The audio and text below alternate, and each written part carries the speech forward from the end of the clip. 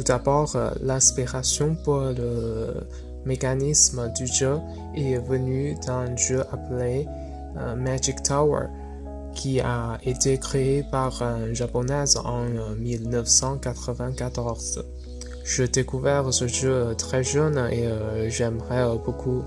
Le sujet appartient à une routine japonaise de RPG, l'histoire d'un courageux qui vend le diable en escaladant une tour pour sauver la princesse. Le mécanisme du jeu est similaire au décryptage du labyrinthe.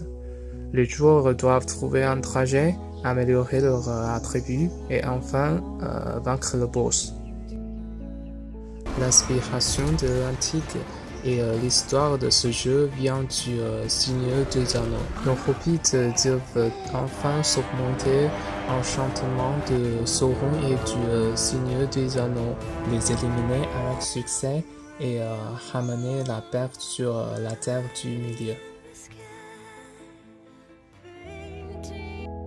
Pour notre projet, nous avons rapidement imaginé un jeu sous le style RPG.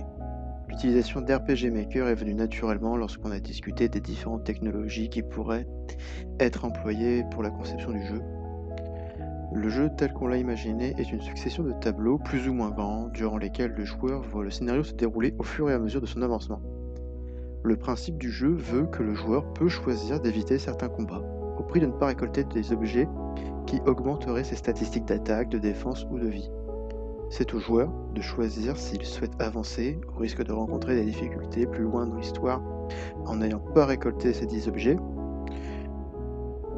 ou de prendre le temps de faire des combats afin de récolter plus d'objets augmentant ses statistiques, lui permettant de restaurer sa santé, et parfois même des objets améliorant son équipement. Objets avec lesquels il pourra d'ailleurs interagir dans son inventaire, comme dans énormément de RPG. D'ailleurs, certains de ces objets permettent d'obtenir des éléments faisant avancer le scénario. Suite à la réalisation de la version bêta de notre jeu, nous sommes entrés en phase de test afin de créer une meilleure expérience de jeu pour le joueur. Pour cela, nous avons apporté diverses modifications et corrigé les quelques bugs présents dans notre jeu.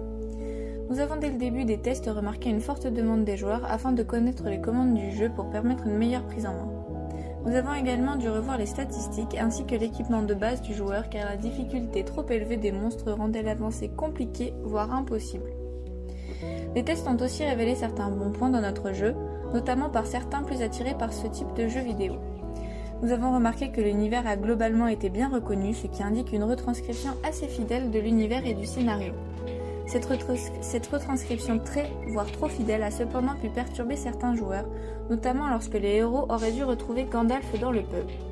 Ce problème a entraîné certaines modifications au niveau des PNJ présents, afin de mettre en avant celui possédant la lettre de Gandalf prévenant de son absence.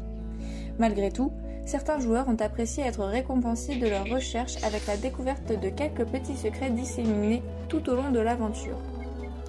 Le jeu a notamment été apprécié par son scénario qui, selon les décisions des joueurs, peut les piéger et les entraîner vers un game over ou bien vers le succès. Merci de votre écoute.